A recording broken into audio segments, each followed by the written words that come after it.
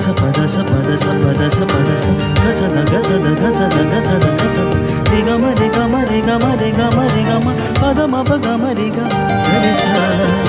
यीशु की वाणी जीवन ज्योति, यीशु की वाणी आत्मा शक्ति, यीशु की वाणी जीवन ज्योति, यीशु की वाणी आत्मा शक्ति।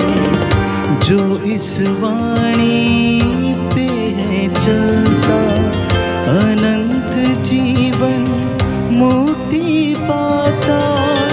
जो इस वाणी पे है चलता अनंत जीवन मुक्ति पाता। यीशु की वाणी जीवन ज्योति, यीशु की वाणी आत्मा शक्ति, यीशु की वाणी जीवन ज्योति, यीशु की वाणी आत्मा शक्ति।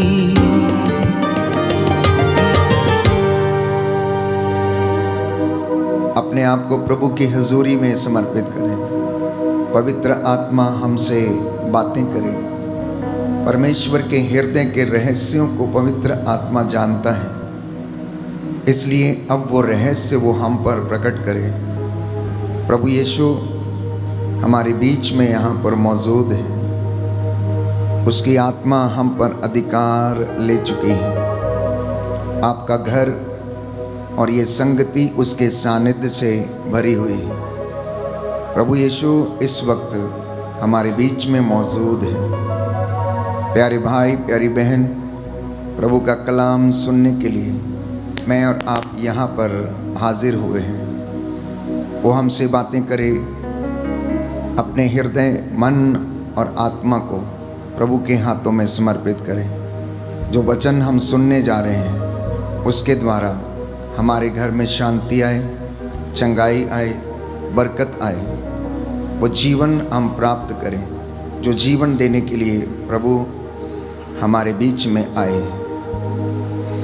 माँ मरियम की मध्यस्थता मांगे, दूतों और संतों की मध्यस्थता मांगे। प्रणाम मरिया, कृपा पूर्ण, प्रभु तेरे साथ है। धन्य तू स्त्रियों में, धन्य तेरे गर्भ का फल यीशु।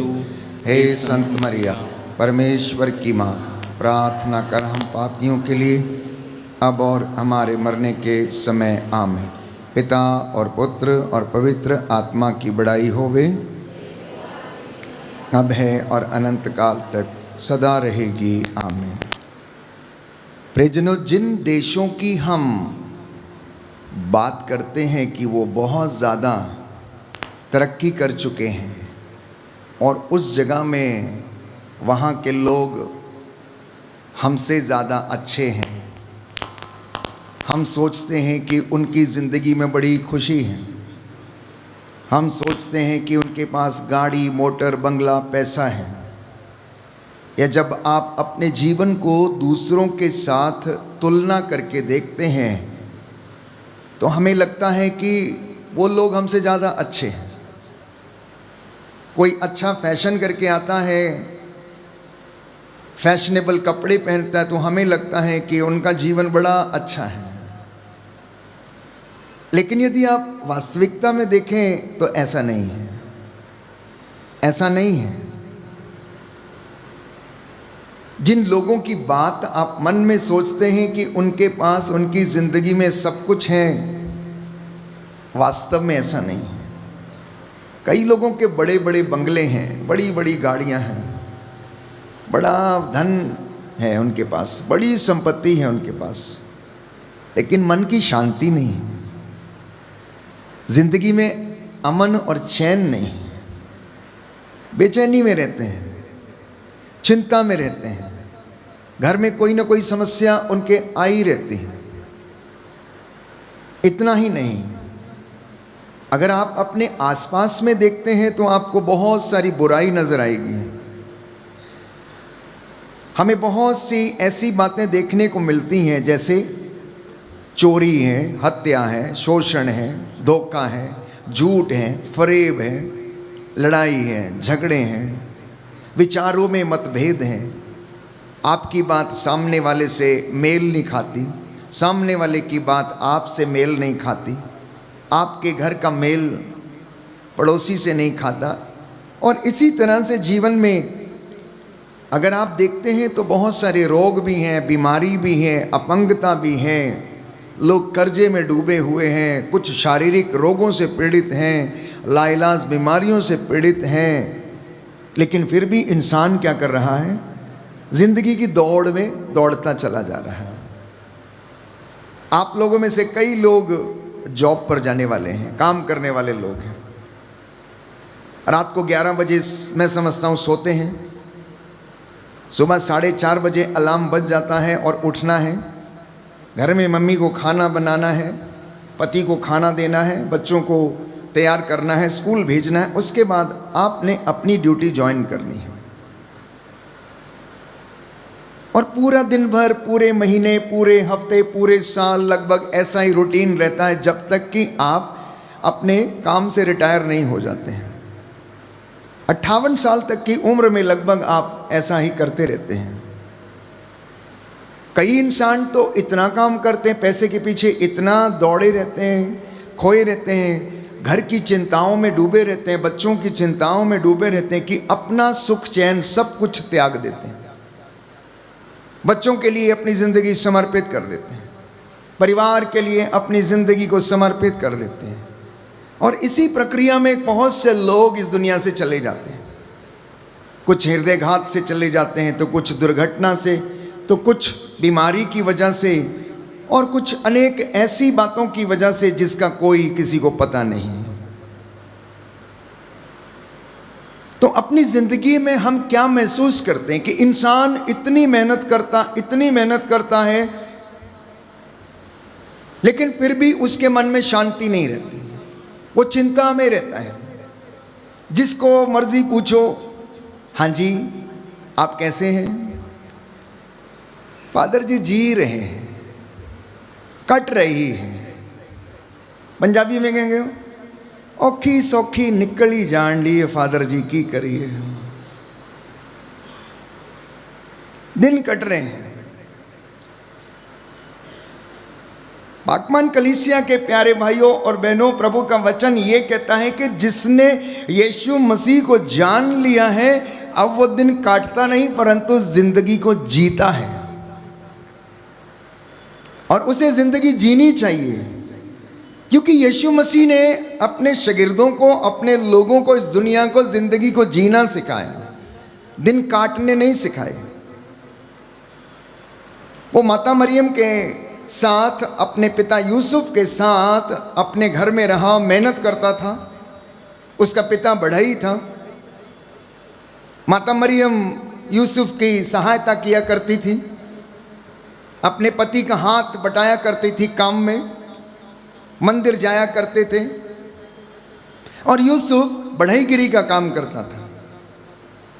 प्यारे भाई और बहनों, बढ़ईगिरी का काम अपने आप में एक ऐसा काम है कि जो एक शेपलेस चीज को भी एक शेप दे देता है। मतलब जिस चीज का कोई आकार नहीं है, बढ़ई उस चीज को भी आकार दे देता है, डिजाइन दे देता है। जंगल से लाई गई वो लकड़ी का टुकड़ा अगर बढ़ई के हाथ में पड़ जाता है तो बढ़ई उसे काटता है, उसे चीरता है, छांटता है, आरी लगाता है, रंदा लगाता है, रेगमाल लगाता है, पॉलिश लगाता है, पेंट करता है, और उसके बाद उसको शोकेस में सजा देता है। उस लकड़ी की जिसकी कोई वैल्यू अपने आप में नजर नहीं आ रही थी, यदि वो लकड़ी बढ़ई के हाथ में पड़ जाती है तो उसको वैल्यू मिल जाती है। वो जंगल से उठकर बढ़ई के घर में आती है, बढ़ई की दुकान से, उसके घर से जब वो शहर में शोकेस में सजती है तो उसका मूल्य हजारों रुपए में आंका जाता है। ठीक वही बात मसीहों की जिंदगी में, ठीक वही बात उन लोगों की जिंदगी में लागू होती है जो अपने आप को परमेश्वर की हाथों में, उसके हजूरी में दे देते हैं। अगर कोई व्यक्ति अपने जीवन को, अपने परिवार को परमेश्वर के हाथों में दे दे, यीशु मसीह के हाथों में दे दे, तो वो उसे वो महत्व प्रदान कर देता है जैसा कि एक बढ़ई एक लकड़ी को तराशने के बाद देता है। मेरे और आपके परिवार ऐसे ही, मेरी और आपकी जिंदगी ऐसे ही है। अपने आप को परमेश्वर के हाथ में आप दे के देखना। अगर मेरी और आपकी कोई वैल्यू नहीं है तो प्यारे भाइयों और बहनों, यीशु मसीह उसे ऐसा कर देगा कि लोग देखते रहेंगे और उनको वैल्यू नजर आएगी, क्योंकि बाइबल ये कहती है परमेश्वर जिसे चाहता है उसे ऊपर उठाता, लेकिन जिसे नहीं चाहता उसे अधोलोक से भी नीचे गिरा देता है। बस लकड़ी के जैसे अपने आप को बढ़ई के हाथ में देना, लकड़ी के जैसे अपने आप को यीशु के हाथ में देना। अगर लकड़ी कहे कि मैं बढ़ई के हाथ में नहीं रहूंगी, मैं अपने ऊपर आरी रंदा नहीं चलने दूंगी, मैं कटना नहीं चाहती हूं, मैं तराशी जाना नहीं चाहती हूं, मैं पॉलिश लगाई जाना नहीं चाहती हूं, तो प्यारे भाइयों और बहनों, उसका अस्तित्व वैसा ही रह जाएगा, वो जैसी थी, लकड़ी का टुकड़ा जैसा था। इसलिए अगर आप चाहते हैं कि आपके परिवार पवित्र बने, आपके परिवार उन्नति करें, आपके परिवार सफलता प्राप्त करें, तो परमेश्वर के हाथों में अपने परिवार को देना। Hallelujah, hallelujah, hallelujah. यीशु की स्तुति हो, यीशु को धन्यवाद, यीशु की आराधना हो, यीशु की महिमा हो, यीशु की महिमा, यीशु को धन्यवाद, यीशु को धन्यवाद। Hallelujah, hallelujah, hallelujah, hallelujah. हे प्रभु यीशु, हे प्रभु यीशु, आप दयावान हैं, आप दयावान हैं, आप दया के सागर हैं, आप दया के सागर दया हैं, करने वाले हैं, दया करने वाले, चंगा करने वाले हैं, चंगा करने वाले हैं। हे प्रभु यीशु, हे प्रभु यीशु, मेरे परिवार पर, मेरे परिवार मेरे पर, जीवन पर मेरे जीवन पर दया कीजिए, दया कीजिए। मैं आपकी आराधना करता हूँ। मैं आपकी आराधना करता हूँ। Hallelujah, hallelujah, hallelujah, hallelujah, hallelujah. Hallelujah. तो आज जब ये प्रभु का कलाम सुन रहे, तो इन बातों को सुन के आप परमेश्वर के पास आना और उससे कहना कि आज मैं अपनी जिंदगी को आपके हाथों में सौंप देता हूँ, आप इसे जैसा चाहते हैं वैसा चलाइए। अक्सर इंसान दुनिया में मालिक बन के रहता है, जानते हैं आप लोग, मालिक बन के रहता है। ये मेरा घर है, मेरी ज़मीन है, मेरी गाड़ी है, मेरा बंगला है, मैं इसमें रहूँगा। लेकिन प्यारे भाइयों और बहनों, शायद हम ये नहीं जानते कि ये सांसें जिसे लेकर मैं और आप इस दुनिया में रहते हैं, ये हमें उधार में दी गई हैं। हम यहाँ के मालिक नहीं हैं, मालिक वो है। हम तो यहाँ के किराएदार हैं, हम तो यहाँ पर यात्री हैं। जैसे एक ट्रेन में यात्रा करते समय मैं और आप स्टेशन पर स्टेशन बदलते रहते हैं, कई बड़े स्टेशन आते हैं, कई छोटे स्टेशन आते हैं, तो कहीं पर अंधेरा होता है, कहीं पर उजाला होता है, कभी ट्रेन जंगल से होके गुजरती। वैसे हमारी ज़िंदगी भी है, हमारी ज़िंदगी में भी ऐसे उतार चढ़ाव आते रहते हैं, और ये उतार चढ़ाव आना ज़रूरी है, क्योंकि हम इनसे बहुत कुछ सीखते हैं। हमारी ज़िंदगी में दुख आता है, कष्ट आता है, चिंता है, परेशानी है, पारिवारिक चिंताएं हैं, और ऐसी बहुत सी बातें हैं, समस्याएं हैं। कभी कभी हमारी ज़िंदगी में इतनी बड़ी समस्या होती है कि हम दुख में अपना जीवन व्यतीत करते हैं, समझ में नहीं आता क्या करें। और कुछ लोग तो दुख से इतने ज़्यादा हताश और निराश हो जाते हैं कि सोचते हैं कि किस प्रकार मैं ज़िंदगी का अंत कर लूँ, मैं अपनी ज़िंदगी बर्बाद समाप्त कर लूँ, मैं मर जाना चाहता हूँ, मैं नहीं रहना चाहता हूँ। इस तरीके के ख्याल उनकी ज़िंदगी में आते हैं। तो इंसान के अंदर एक अजीब तरीके की लड़ाई जो है चलती रहती है, अंतर्द्वंद चलता रहता है, आंतरिक लड़ाई चलती रहती है। करूं ना करूं, जाऊं ना जाऊं, खाऊं ना खाऊं, मिलूं या ना मिलूं, ऐसा करूंगा तो कैसा होगा, वैसा करूंगा तो कैसा होगा। इस तरीके की बातें इंसान की ज़िंदगी में चलती रहती हैं।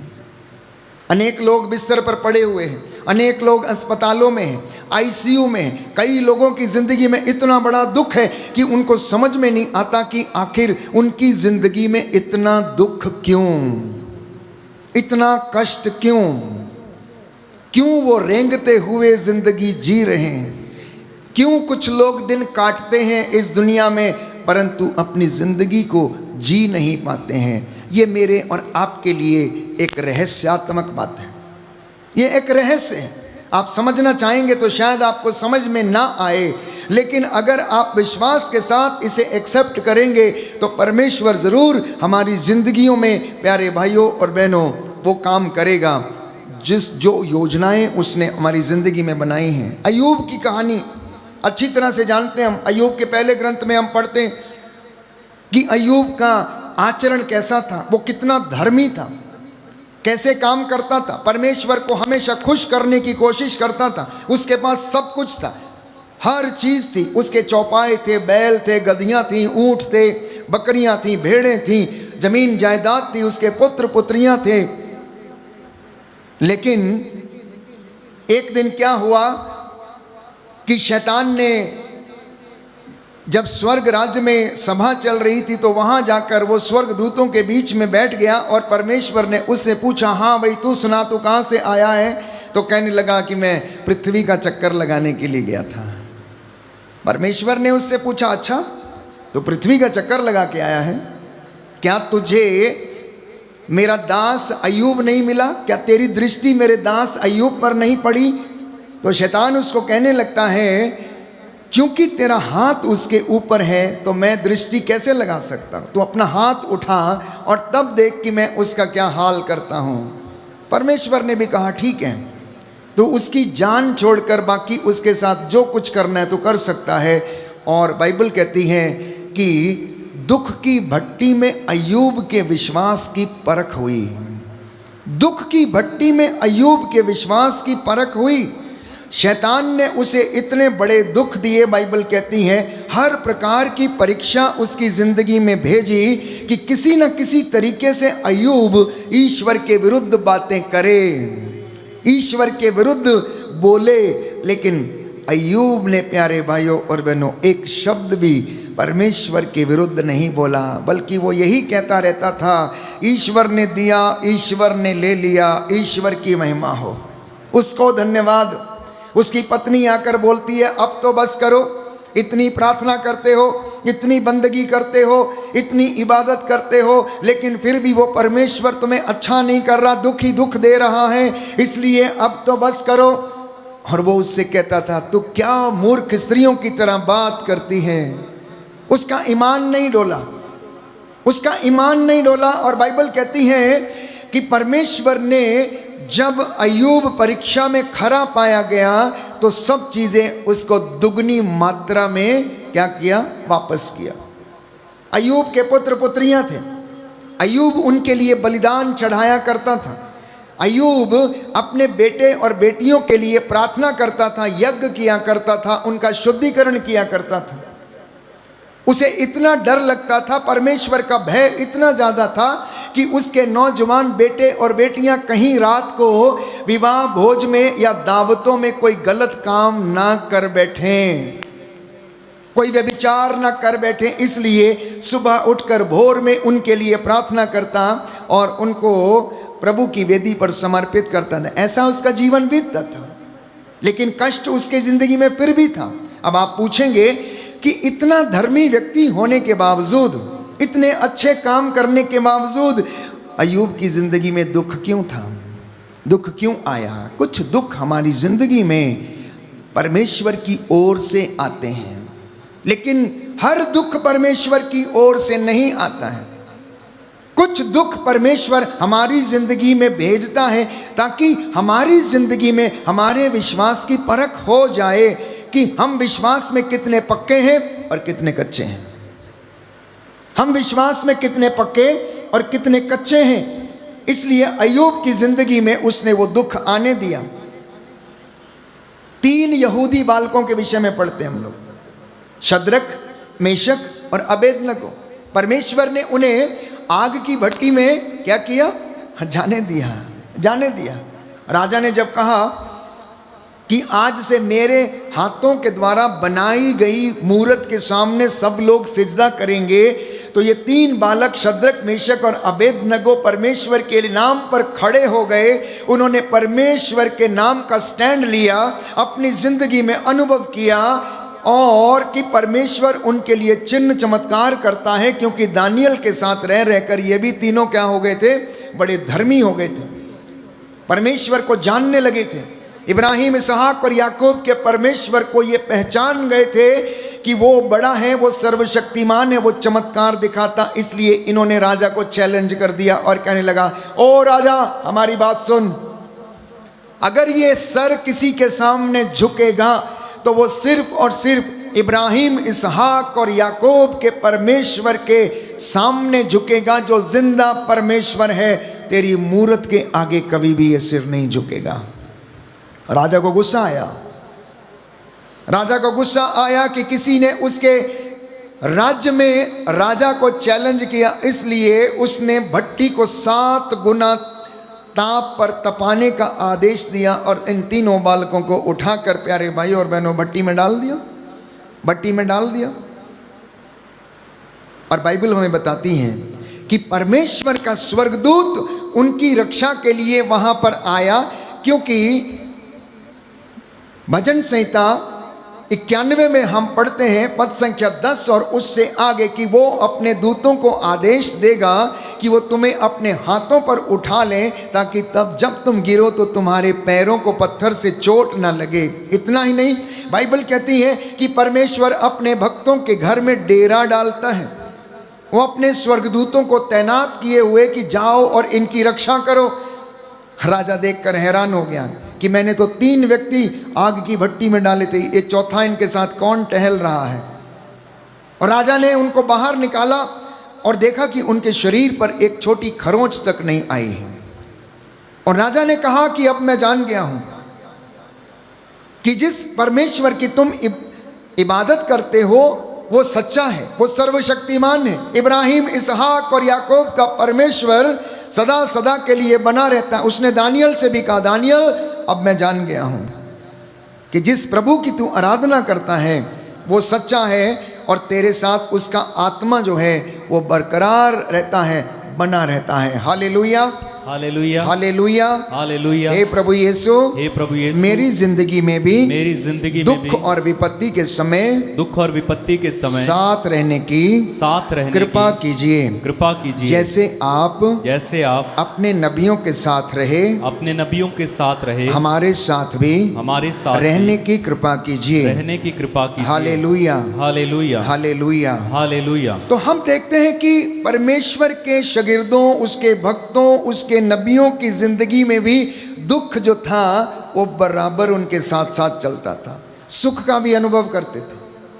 राजे महाराजे, बड़े बड़े लोग, सब लोग उस दुख में तपाए गए। इतना ही नहीं, प्रभु ईश्वर के संत जिन्होंने अपने जीवन को समर्पित किया, वे लोग भी दुख की भट्टी में तपाए गए और परमेश्वर ने उन्हें महिमान्वित किया। वो दुख मैं और आप निरंतर अपनी जिंदगी में अनुभव करते हैं। फर्क सिर्फ इस बात का है कि उस दुख में भी क्या मैं और आप परमेश्वर के प्रति ईमानदार बने रहते हैं या नहीं। फर्क इस बात का है कि दुख के समय मेरा और आपका जो रवैया होता है वो कैसा है। परमेश्वर के साथ हमारा संबंध उस वक्त गहरा होता है या फिर हम लोग हार जाते हैं। हम देखते हैं कि इंसान, मैंने कहा, अधिकांशतः बेचैन रहता है, अशांत रहता है। कोई पैसे की खोज में है, कोई रिश्ते बनाने की खोज में है, कोई नौकरी की खोज में है, तो बच्चे पढ़ने लिखने की खोज में है और ऐसे उनकी ज़िंदगी बीत रही है। अक्सर देखा गया है कि इंसान की ज़िंदगी में अशांति है। क्यों है? हो सकता पारिवारिक समस्या है, हो सकता आर्थिक तंगी है, हो सकता है आपसी रिश्ते अच्छे नहीं हैं, हो सकता है आपकी ज़रूरतें पूरी नहीं हो रही हैं, हो सकता है कि घर में पैसे की कमी है, हो सकता है कि ज़रूरतें ज़्यादा हैं लेकिन आमदनी जो है वो कम है, इसलिए हम बेचैन रहते हैं। हो सकता है आप एक अच्छी गाड़ी खरीदना चाहते हैं लेकिन आप खरीद नहीं पा रहे हैं।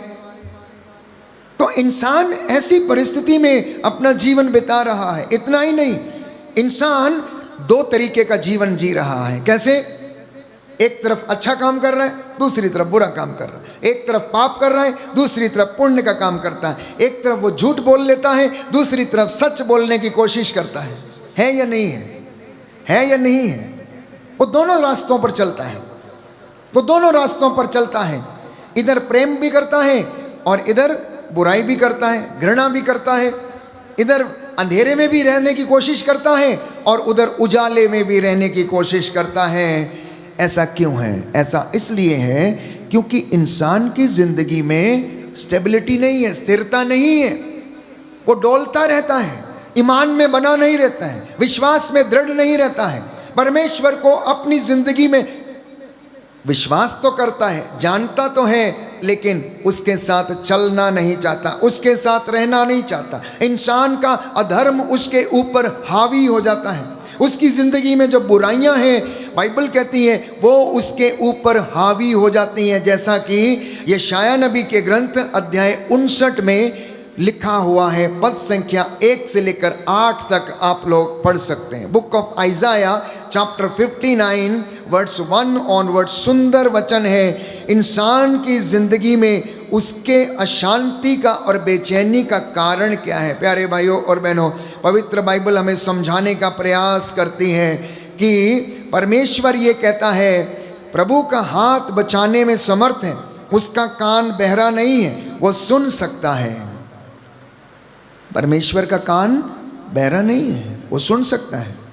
उसका हाथ छोटा नहीं है, बहुत बड़ा हाथ है।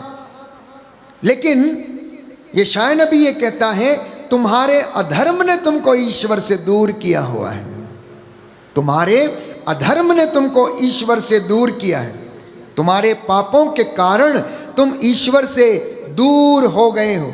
इसलिए संत पौलुस लिखता है, रोमियो का पत्र अध्याय 3 पद संख्या 23 और उससे आगे, सब ने पाप किया है। Book of Romans chapter 3 verse 23, सब ने पाप किया है और सब ईश्वर की महिमा से वंचित हैं।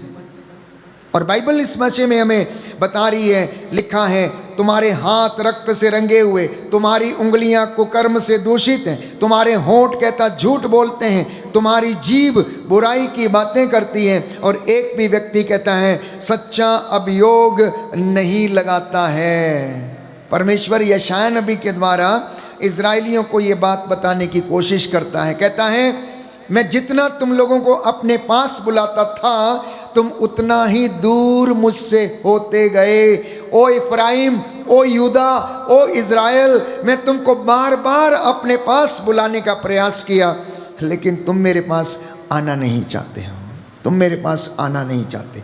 क्योंकि इंसान ईश्वर से दूर भागता है, इसलिए उसकी जिंदगी में अशांति और बेचैनी बनी रहती है।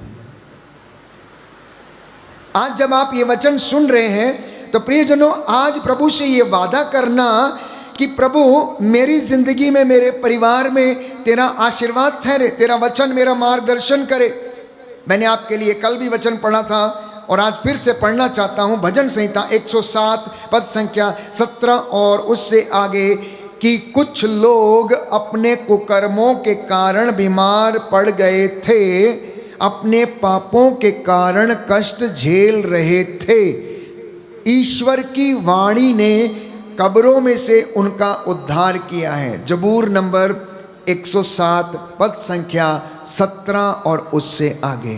इसलिए मैंने कहा, हर दुख परमेश्वर की ओर से नहीं है, हर दुख परमेश्वर की ओर से नहीं है। इसलिए आप परमेश्वर को उलाहना नहीं देना, ईश्वर को नहीं कोसना, अपने भाग्य को नहीं कोसना।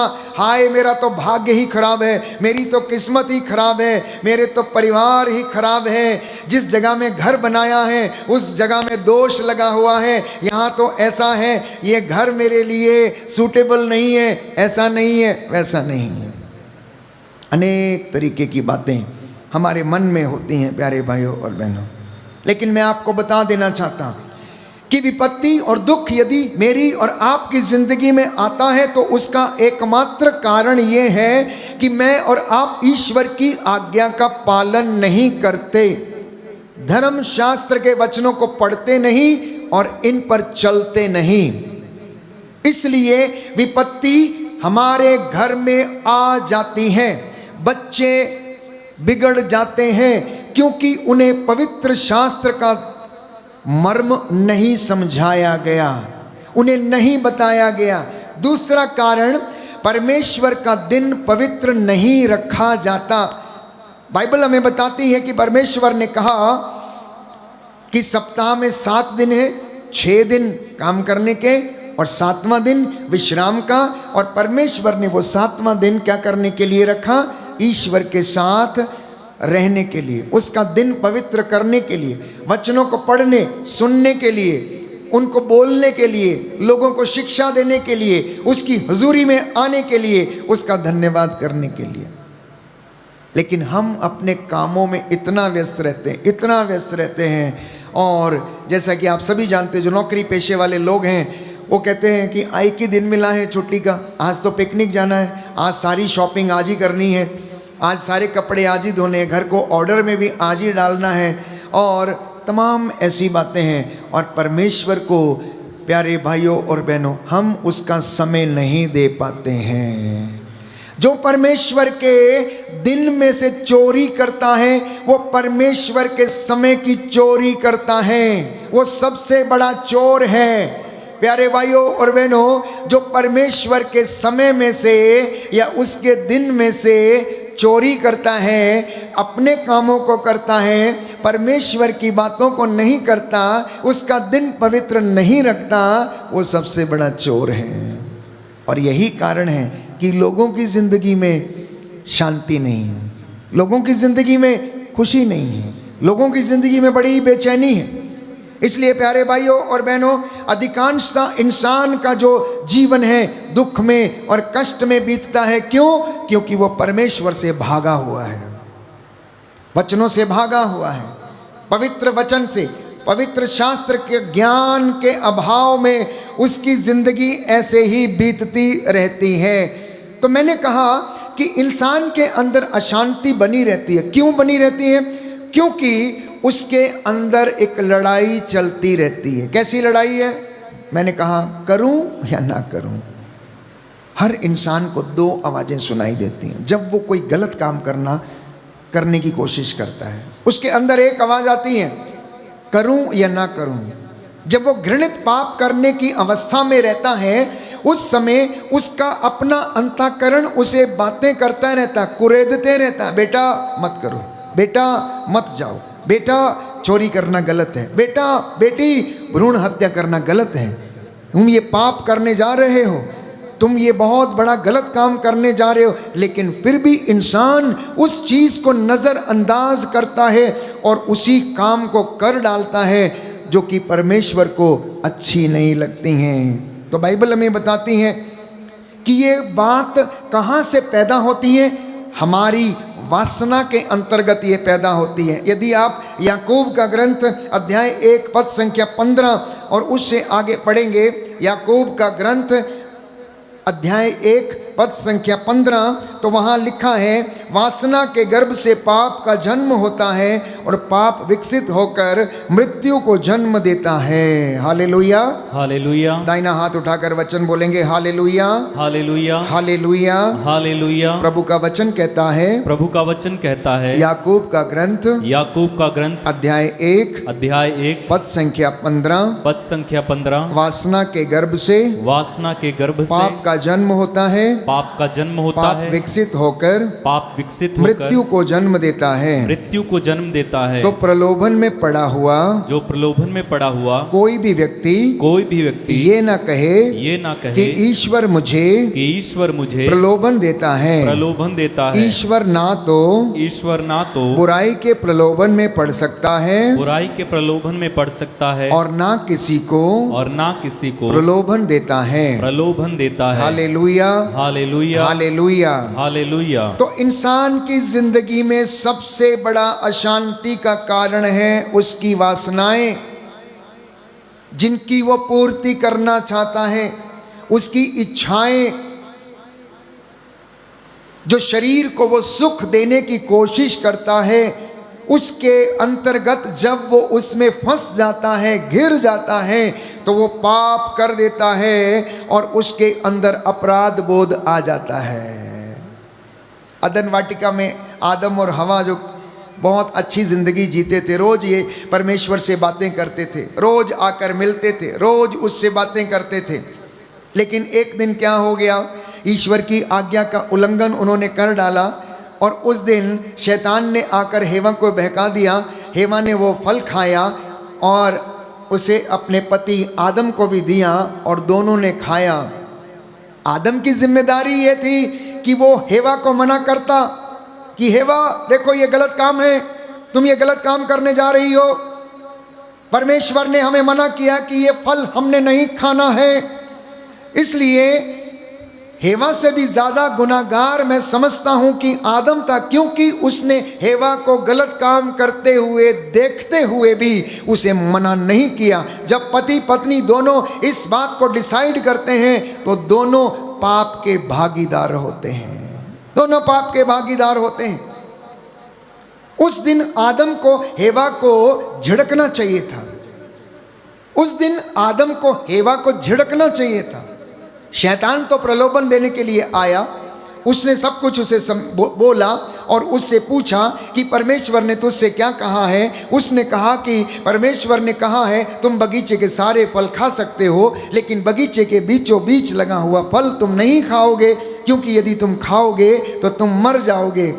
शैतान की चालाकियां देखी, शैतान की चालाकियां देखी। और वो कहता है नहीं नहीं नहीं नहीं हेवा, तुम मरोगे नहीं, तुम मरोगी नहीं, क्योंकि परमेश्वर जानता है कि अगर तुम ये फल खा लोगी तो तुम उसके जैसे बन जाओगी। अब हेवा बेचारी नादान, उसके मन में शक उत्पन्न हो गया, उसके मन में शक उत्पन्न हो गया कि ये सांप जो शैतान के रूप में आया है, जो कह रहा है यही सच्चाई है, इसलिए अब तो हम क्या करेंगे, इसको खाकर देखेंगे ही।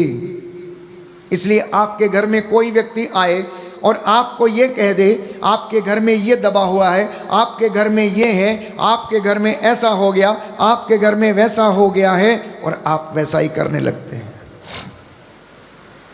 आप वैसा ही करने लगते हैं। पत्नी अपने पति से छुपाकर अगर किसी बाबा ने या किसी फकीर ने आकर कुछ भी कह दिया तो उसके मन में वही बात रह जाती है और वो उसको करने की कोशिश करती है और अपने पति को बिना बताए हुए वो काम कुछ ऐसे काम कर देती है। हेवा ने ऐसा काम किया, अपराध बोध में फंस गई। आदम ने भी वही काम किया, अंदर उसके पाप आ गया। अब परमेश्वर से आंखें मिलाना क्या हो गया, उनके लिए बड़ा भारी हो गया, सामने नहीं आ सकते। क्यों? क्योंकि सच्चाई चली गई, उन्होंने परमेश्वर को धोखा दिया, आज्ञा का उल्लंघन किया। आप लोग जो काम करने वाले हैं, अपने दफ्तर में काम करते हैं, संस्थाओं में काम करते हैं, विद्यालय में काम करते हैं, आप अगर विद्यालय में कोई गलत काम कर लें या दफ्तर में कोई गलत काम कर लें तो आप अपने अधिकारी के सामने जाने से कतराएंगे। कतराएंगे या नहीं कतराएंगे? कहीं मुझसे पूछ ना ले, कहीं मुझसे हिसाब ना मांग ले, कहीं मुझसे ऐसा ना कह दे। और उस दिन परमेश्वर भी टहलते टहलते वहाँ अदन वाटिका में आया और उसने आवाज़ लगाई, आदम, ओ आदम, कहाँ हो? आवाज नहीं आई, धीरे से आवाज आई, मैं यहां हूं। यहां हूं? कहां हो? मैं झाड़ी के पीछे छिपा हुआ हूं। क्यों? झाड़ी के पीछे क्यों? रोज मुझसे बातें करते हो, रोज मेरे साथ टहलते हो, रोज मैं तुमसे मिलने आता हूं, आज तक ऐसा नहीं हुआ। आज तुमने ऐसा क्या कर दिया जो झाड़ी में छुपने की नौबत आ गई है? क्या तुमने वो काम किया जो मैंने करने के लिए मना किया था? आपके घर में छोटे बच्चे, मम्मी जब काम से लौट के वापस आती, पापा जब काम से लौट के वापस आता है, बच्चे ने यदि मर्तबान में से चीनी चुराई है और उसके हाथ यदि चीनी या किसी चीज़ में गंदे हो रखे हैं तो वो धीरे से अपने हाथों को ऐसे करता है और छिपाता है, मम्मी के सामने नहीं आता है, फ्रिज के पीछे छुपेगा, दरवाजे के पीछे छुपेगा, मम्मी कहीं देख ना ले, आज पिटाई लगेगी, मारे ना, पापा कहीं मारे ना, कहीं झिड़के ना। बच्चा यदि फेल हो गया है, नंबर यदि कम आए हैं, तो उस दिन बच्चे का आप व्यवहार देखिएगा। बच्चा जल्दी अपना रिपोर्ट कार्ड लेकर नहीं आएगा, छुप छुप के घूमेगा, इधर उधर रहेगा, अवॉइड करेगा। ठीक यही बात आदम की जिंदगी में भी थी। आदम ने अपने आप को झाड़ियों के पीछे छिपा लिया। क्यों? क्योंकि उसके अंदर अपराध बोध जाग गया था। उसके अंदर अब ऐसा हो गया था कि उसे डर लगने लगा कि परमेश्वर उसे डांटे ना, परमेश्वर उसे डांटे ना। उसका अपराध बोध जाग गया प्यारे भाइयों और बहनों।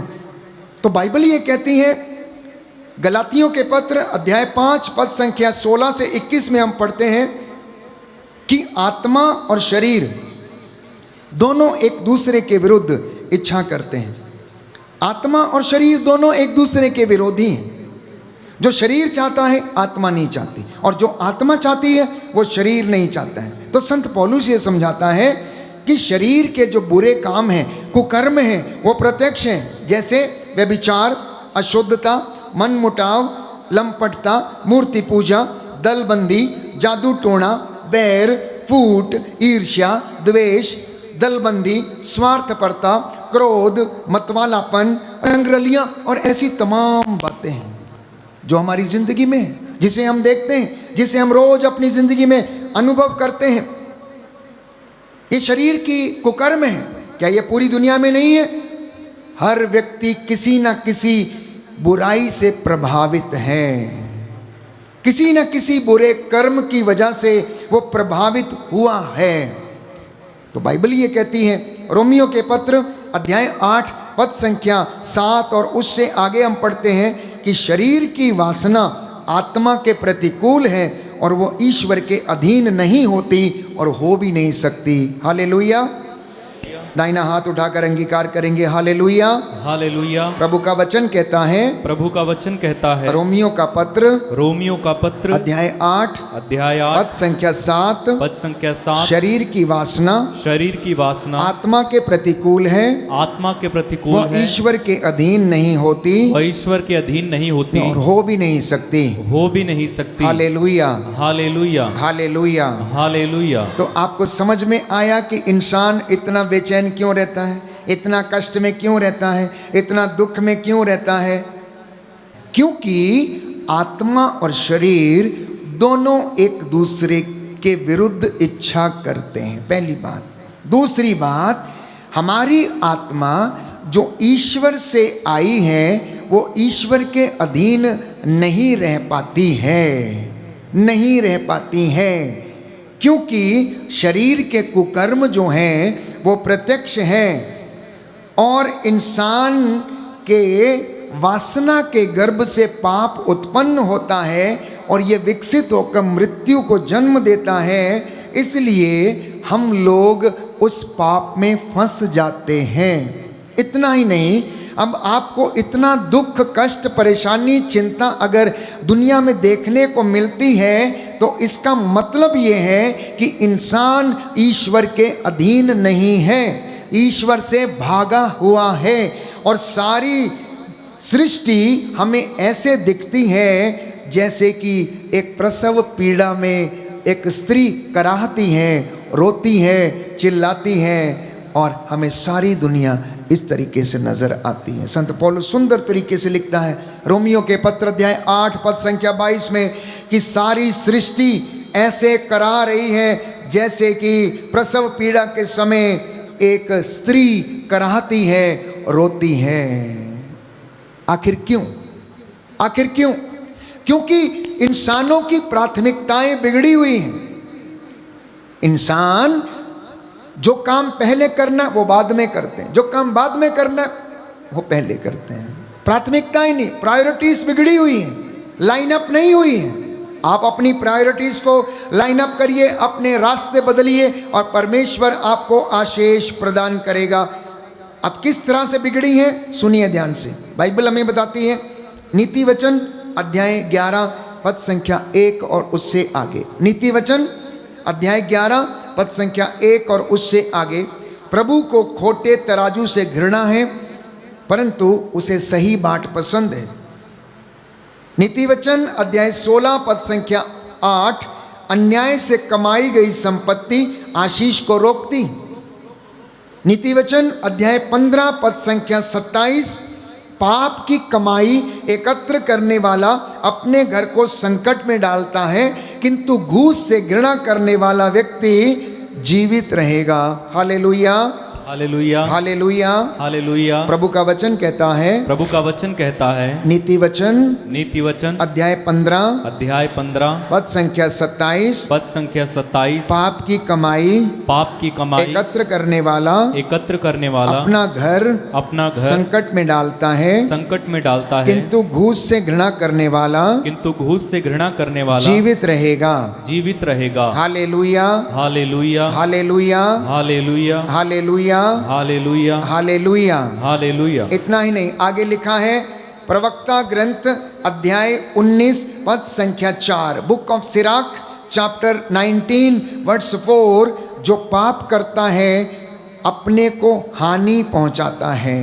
जो पाप करता है अपने को हानि पहुंचाता है, क्योंकि प्रत्येक पाप दुधारी तलवार के जैसा है और उसका कोई इलाज नहीं है, उसका कोई इलाज नहीं। एक सुंदर वचन है, पहले हम प्रवक्ता ग्रंथ अध्याय 19 पद संख्या 4 पढ़ेंगे। लिखा है, जो जल्दी विश्वास करता है वो छिछोरा है, और जो पाप करता है वह अपने को हानि पहुंचाता है। अध्याय 21 पद संख्या 1 से 4 लिखा है, पुत्र क्या तुमने पाप किया है तो फिर ऐसा मत करो, और अपने पुराने पापों के लिए क्षमा मांगो।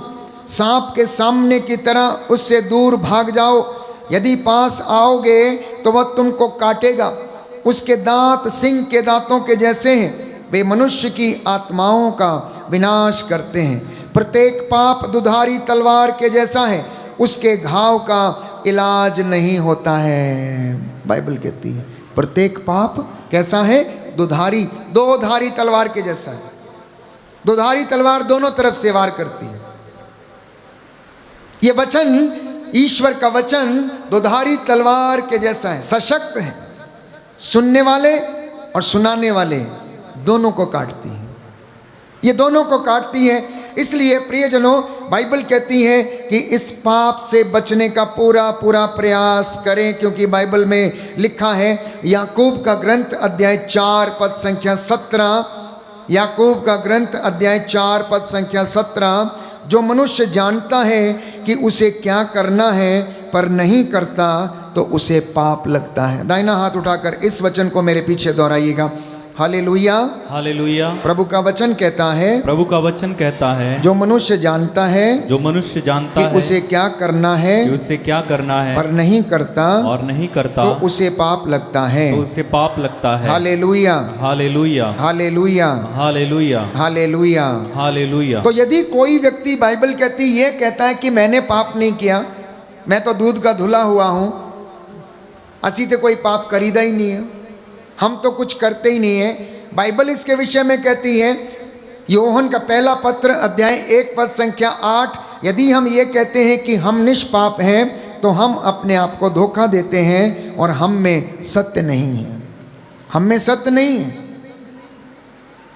योहन का पहला पत्र अध्याय 1 पद संख्या 8, यदि कोई व्यक्ति ये कहता है कि हम निष्पाप हैं तो हम अपने आप को धोखा देते हैं, क्योंकि राजाओं का पहला ग्रंथ अध्याय 8 पद संख्या 46, राजाओं का पहला ग्रंथ अध्याय 8 पद संख्या 46 लिखा है कि इस दुनिया में कोई भी अच्छा नहीं है, इस दुनिया में कोई भी अच्छा नहीं है। तो यूहन्ना अपने पहले पत्र अध्याय 3 पद संख्या 4 में ये लिखता है, जो पाप करता है वो ईश्वर की आज्ञा का उल्लंघन करता है, क्योंकि पाप तो आज्ञा का उल्लंघन है। और लिखा है, जो पाप करता है वो शैतान की संतान है, उसमें ईश्वर का तत्व मौजूद नहीं है, उसमें ईश्वर का तत्व मौजूद नहीं है। इसलिए एक सुंदर वचन है, एक सुंदर वचन है, जिनके पास बाइबल है वो खोलें, यूहन्ना की अंजील उसकी 8 बाब, यूहन्ना की अंजील अध्याय 8, यूहन्ना का सुसमाचार अध्याय 8 पद संख्या 44 और उससे आगे लिखा है, तुम अपने पिता शैतान की संतान हो और अपने पिता की इच्छा पूरी करना चाहते हो। वह तो प्रारंभ से हत्यारा था, उसने कभी सत्य का साथ नहीं दिया, क्योंकि उसमें कोई सत्य नहीं है। जब वह झूठ बोलता है तो अपने ही स्वभाव के अनुसार बोलता है, क्योंकि वह झूठा है और झूठ का पिता है।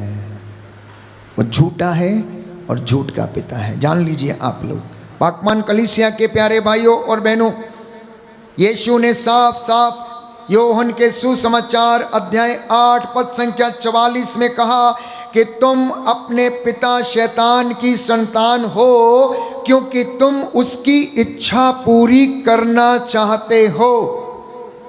उसमें कोई सत्य नहीं है, वो प्रारंभ से पाप करता आया है, क्योंकि वो झूठ का पिता है और जब वो झूठ बोलता है तो अपने ही स्वभाव के विरुद्ध ऐसा करता है।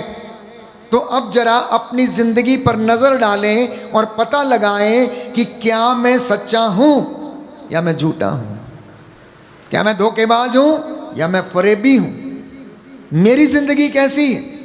क्या यीशु मसीह का यह वचन मुझ पर लागू होता है या नहीं? और अगर मैं और आप अपनी जिंदगी में यीशु के उस वचन को सुनने के बावजूद उसे नजरअंदाज कर रहे हैं, तो हम अपने आप को धोखा दे रहे हैं, क्योंकि हम अपना जीवन बदलना नहीं चाहते, हम अपने जिंदगी में बदलना नहीं चाहते, अपने रास्तों को हम बदलना नहीं चाहते। इसलिए प्यारे भाइयों और बहनों, आज आपके नवीनीकरण का दिन है। Today is the day of renewal of one self. Today is the day of the sanctification of the families. आज आपके परिवारों के नवीनीकरण का दिन है, व्यक्तिगत जिंदगी को बदलने का दिन है, अपनी जिंदगी में नए रास्ते चुनने का दिन है, अपनी जिंदगी में निर्णय लेने का दिन है। बोलो आमीन, हालेलुया, हालेलुया। हे प्रभु यीशु, हे प्रभु यीशु, मैं आपसे वादा करता हूँ, मैं आपसे वादा करता हूँ, आपका वचन अपने जीवन में, अपने जीवन अपने में, परिवार में, अपने परिवार में धारण करूंगा, उसके अनुसार जीवन बिताऊंगा। Hallelujah, hallelujah, hallelujah, hallelujah, hallelujah, hallelujah. इसलिए बाइबल कहती है, पाप से बचने का पूरा पूरा प्रयास कीजिएगा, पाप से बचने का पूरा पूरा प्रयास कीजिएगा। ईश्वर की बातों पर बने रहिए और उसमें दृढ़ बने रहिए, क्योंकि बाइबल कहती है, सुक्ति ग्रंथ अर्थात नीति वचन पद संख्या 5 अध्याय 5 पद संख्या 22, दुष्ट अपने कुकर्मों के जाल में फंसता है और अपने पापों के बंधनों से बंधता है। दुष्ट व्यक्ति, बुराई करने वाला व्यक्ति अपने ही बुने हुए जाल में फंस जाता है और उसमें बंध के रह जाता है। उदाहरण के लिए, जो काम पर रहते समय चोरी करता है, आलसपन करता है, ईमानदारी नहीं बरतता है, वफादारी नहीं करता है, घूस लेता है, वो अपने स्वभाव के विरुद्ध ऐसा करता है और इसलिए उसकी मेहनत मजदूरी के ऊपर बरकत नहीं रुकती, उसके परिवार में बरकत नहीं रुकती। जब कोई व्यक्ति अन्याय की संपत्ति घर में लाता है, पाप की कमाई अपने बच्चों के जिंदगी में इस्तेमाल करता है, तो उस पाप के अधीन सब लोग जीवन व्यतीत करने लगते हैं, क्योंकि बाइबल में ऐसा ही लिखा हुआ, दुष्ट व्यक्ति अपने कुकर्मों के जाल में फंसता है, वो अपने पापों के बंधनों से बंधता है। इसलिए सावधान रहिए, सावधान रहना, क्योंकि बाइबल ये कहती है, नीति वचन अध्याय 6 पद संख्या 16 और उससे आगे, कि परमेश्वर को 7 बातों से घृणा है।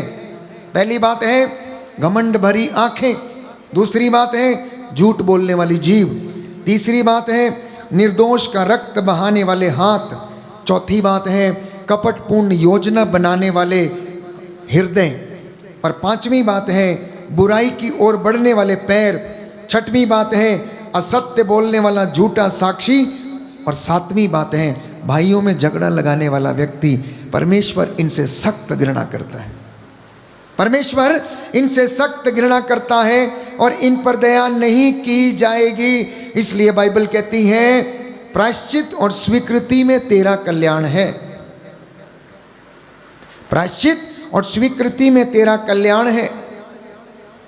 यशायाह नबी का ग्रंथ अध्याय 30 पद संख्या 15 और उससे आगे कहता है भक्ति और निष्ठा से पाप का प्रायश्चित होता है। भक्ति और निष्ठा से पाप का प्रायश्चित होता है। इसलिए यदि पाप विनाश की ओर लेकर जाता है तो प्रायश्चित प्रभु की दया की ओर लेकर जाती है। पाप यदि विनाश करता है तो प्रायश्चित हमें आशीर्वाद प्रदान करता है। पाप यदि नरक की ओर लेकर जाता है तो प्रायश्चित हमें स्वर्ग की ओर लेकर जाती है। पाप यदि विनाश करता है तो प्रायश्चित जीवन की ओर लेकर जाते हैं। पुण्य के कामों से हम स्वर्ग प्राप्त कर सकते हैं। ईश्वर की महिमा करने से हम स्वर्ग प्राप्त कर सकते हैं। उसकी महिमा में जीवन बिताने से मेरी और आपकी जिंदगी में आशीष ठहरेगी। बोलो आमीन, आमीन, hallelujah, hallelujah, hallelujah, hallelujah, hallelujah. Hallelujah.